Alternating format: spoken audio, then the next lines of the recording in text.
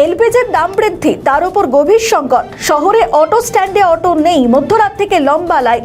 যুদ্ধ শুরুর পর কেন্দ্র কি আদৌ প্রস্তুতি নিয়েছিল? কোনো দীর্ঘমেয়াদী পরিকল্পনা আদৌ কি ছিল? এনার্জি লকডাউন পরিস্থিতি তৈরি হলো কেন?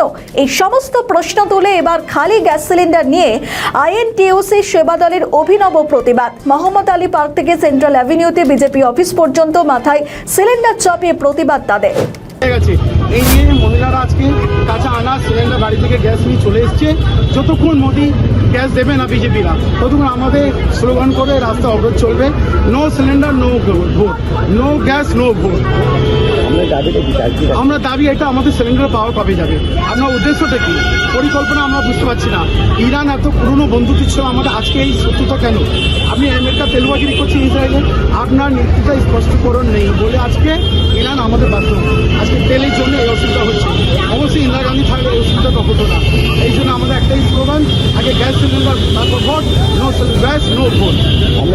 প্রমো পান্ডে আইনজীবী সেবা দলের সভাপতি। আমাদের ভিডিও ভালো লাগলে লাইক ও শেয়ার করুন, কমেন্ট সেকশনে আপনাদের মতামত জানান।